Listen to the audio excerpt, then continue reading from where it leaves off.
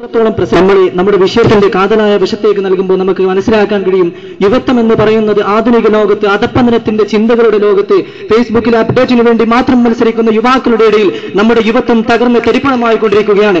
Albert കാമു എന്ന് പറയുന്ന വിശ്വലോക പ്രശസ്തനായ എഴുത്തുകാരൻ അദ്ദേഹത്തിന്റെ ദ ഔട്ട്സൈഡർ എന്ന് പറയുന്ന പുസ്തകത്തിൽ ഒരു വലിയൊരു കൃതി എഴുതുകയുണ്ടായി. എന്തിനെക്കുറിച്ച്? യുവാക്കൾ എങ്ങനെ, എവിടേക്ക്, എന്തിനു സഞ്ചരിക്കുന്നു, യുവത എന്താണ്, അവർക്കുള്ള ധാർമ്മികമായ ബോധം എങ്ങനെ നിലനിൽക്കണം, യുവാക്കൾ എങ്ങനെ സമൂഹത്തിനോട് കടപ്പെട്ടിരിക്കുന്നു എന്നറിയാൻ വേണ്ടി ഔട്ട്സൈഡർ എന്ന് പറയുന്ന പുസ്തകത്തിൽ ആൽബർട്ട് കാമു എഴുതുകയുണ്ടായി. ഒരു വിദ്യാർത്ഥിയുടെ ഡയറി കുറിപ്പാണ് അദ്ദേഹം ആദ്യമായി കൊണ്ട് യുവതയെ റെപ്രസെന്റ് ചെയ്തുകൊണ്ട് അദ്ദേഹം അവതരിപ്പിക്കുന്നത്. My mother dead today or may be yesterday, I don't know, I have A telegraph. ഒരു എഞ്ചിനീയറിംഗ് വിദ്യാർത്ഥി തന്റെ കോളേജിൽ ഒരു ഡയറി കുറിപ്പിൽ എഴുതി വെച്ചിരിക്കുകയാണ്, എന്റെ അമ്മ മരിച്ചു, ഇന്നോ ഇന്നലെയോ എന്ന് എനിക്കറിയില്ല, ഐ ഹാവ് എ ടെലിഗ്രാഫ്, എനിക്കൊരു ഫോൺ സന്ദേശമുണ്ടായിരുന്നു. ഇത്രത്തോളം മാതൃത്വത്തിനോടും കുടുംബത്തിനോടും കടപ്പാടില്ലാത്ത ഒരു സമൂഹത്തിനെ വരച്ചു കാട്ടിക്കൊണ്ട് അവസാനമായി കൊണ്ട് ആൽബർട്ട് കാമു പറയുന്നത്, വികാരത്തിന് വിവേകം കൊണ്ട് നിയന്ത്രിക്കാൻ കഴിയാത്ത, അറിവ് പഠിച്ചിട്ട് അതെങ്ങനെ ഉപയോഗപ്പെടുത്തണം എന്നറിയാൻ കഴിയാത്ത, മൗനജാതക്ക് മുദ്രാവാക്യം എഴുതാൻ പറയുമ്പോൾ പേനയും കടലാസും ചോദിക്കുന്ന വൃത്തികെട്ട ഒരു രീതിയിലേക്ക്, ചിന്തയില്ലാത്ത അതംബരിച്ച ഒരു രീതിയിലേക്ക് യുവത്വം നീങ്ങിക്കൊണ്ടിരിക്കുന്നു എന്ന് അദ്ദേഹം പറഞ്ഞു.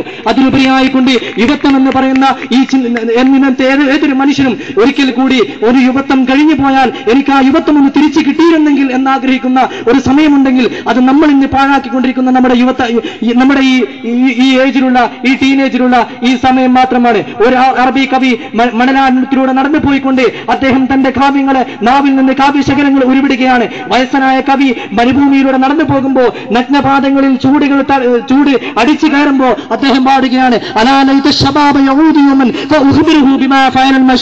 എന്റെ യുവത്വകാലം എന്നിലേക്ക് മടങ്ങി വന്നിരുന്നെങ്കിൽ ഈ വാർദ്ധക്യകാലം എന്നിൽ ചെയ്യുന്ന ഈ ദുരന്തങ്ങൾ, എന്റെ വാർദ്ധക്യകാലം എന്നെ പ്രയാസപ്പെടുത്തുന്ന പ്രയാസങ്ങൾ അത് മുഴുവനായിട്ടും ഞാൻ എന്റെ യുവാക്കൾക്ക് വേണ്ടി പറഞ്ഞു കൊടുക്കുമെന്നാണ് അദ്ദേഹം പറഞ്ഞത്. അദ്ദേഹത്തിന് അറിയാം, നഷ്ടപ്പെട്ടു പോയ തന്റെ കാലത്തിൽ തനിക്ക് എങ്ങനെയൊക്കെ ജീവിക്കാൻ കഴിയുമെന്ന് വയസ്സനായപ്പോൾ അദ്ദേഹത്തിന് മനസ്സിലായിരിക്കുന്നു. പക്ഷേ അദ്ദേഹത്തിന്റെ സമയം കഴിഞ്ഞ് അദ്ദേഹം ദൈവത്തിന്റെ കോടതിയിൽ അല്ലെങ്കിൽ പ്രകൃതിയുടെ നിയമം പോലെ മണ്ണിൽ അണിഞ്ഞു ചേർന്നവരായിരിക്കുമ്പോൾ അദ്ദേഹം മനസ്സിലാക്കുകയാണ്, ഇനി എനിക്കൊരു യുവത്വം ഉണ്ടായിരുന്നെങ്കിൽ. നമ്മൾ ചിന്തിക്കണം, നമുക്കുള്ള യുവത്വം നമ്മൾ എങ്ങനെ ചിലവഴിക്കണം. അതിനേറ്റവും നല്ല ഉദാഹരണങ്ങൾ നമ്മുടെ പത്രമാധ്യമങ്ങൾ എടുത്ത് പരിശോധിക്കുമ്പോൾ നമ്മൾക്ക് വ്യക്തമായ ഒരു വഴി അതിലൂടെ കാണാൻ സാധിക്കും. ഡൽഹിയിൽ നടന്ന സംഭവത്തിനെ കുറിച്ച് ഞാൻ വിശദീകരിക്കാതെ എന്റെ മുമ്പിൽ ഇരിക്കുന്ന യുവമിത്രങ്ങൾ എല്ലാവരും അറിഞ്ഞിട്ടുണ്ട്. പക്ഷേ ഞാൻ ക്ഷണിക്കുന്നത് നിങ്ങളുടെ ശ്രദ്ധ 2006 മെയ് 6 മലയാള മനോരമ പത്രത്തിൽ കോട്ടയത്ത് വെച്ച് നടന്ന ഒരു സംഭവം പത്രാധിപര് എഡിറ്റോറിയൽ പേജിൽ എഴുതുകയുണ്ടായി.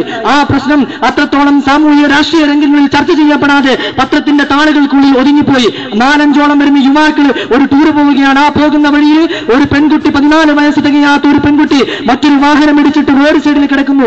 ആളുകളെല്ലാവരും വട്ടം കൂടി നിൽക്കുന്നു. ഈ കുട്ടിയെ എങ്ങനെയെങ്കിലും ഹോസ്പിറ്റലിൽ എത്തിക്കണമെന്ന ചിന്തയിൽ ആളുകൾ അങ്ങോട്ടും ഇങ്ങോട്ടും മുഖത്തോട് മുഖം നോക്കുമ്പോൾ ആ 4ഓളം വരുന്ന യുവമിഥുനങ്ങൾ, നമ്മൾ ചർച്ച ചെയ്യുന്ന വർത്തമാന കാലത്തിന് പ്രതിനിധാനം ചെയ്യുന്ന യുവാക്കൾ, അവർ പറഞ്ഞു, ഞങ്ങൾ കൊണ്ടുപോകാം ഹോസ്പിറ്റലിൽ. എല്ലാവർക്കും സന്തോഷമായി. അവരുടെ വാഹനത്തിലേക്ക് ആ കുട്ടിയെ എടുത്തിട്ടു. എന്നിട്ട് കൊണ്ടുപോയിട്ട് തന്റെ ഇഷ്ടങ്ങൾ മുഴുവനും ചെയ്തിട്ട് ആ കുട്ടിയുടെ മാനവിക ചിത്രതയ്ക്ക് വിഘാതം വീഴ്ത്തിക്കൊണ്ട് ആ കുട്ടിയെ കൊന്നിട്ട് കുറ്റിക്കാട്ടിൽ തള്ളുന്നതിന് പകരം അവർ കൊണ്ടുപോയി മോർച്ചറിയിലിട്ടു. എന്നിട്ട് ഡോക്ടറോട് വിധി എഴുതാൻ പറഞ്ഞു, ഈ കുട്ടി മരിച്ചിരിക്കുന്നത് വാഹനാപകടത്തിൽ രക്തം വാർന്ന് മരിച്ചതാണ്, അല്ലാതെ ഞങ്ങളൊന്നും ചെയ്തിട്ടില്ല എന്ന് എഴുതണം പറഞ്ഞു. ഇതാണ് നമുക്ക് ആധുനിക ലോകത്ത് കേരളത്തിന്റെ, പ്രബുദ്ധ കേരളത്തിന്റെ, വിവേകമുള്ള കേരളത്തിന്റെ, അക്ഷരജ്ഞാനികളുള്ള കേരളത്തിന്റെ അവസ്ഥ. എനിക്ക് അനുവദിച്ച സമയം പ്രസിഡന്റ് നിരസിച്ചതിനാൽ ഞാൻ ഇവിടെ ചോദിക്കുന്നു. നന്ദി.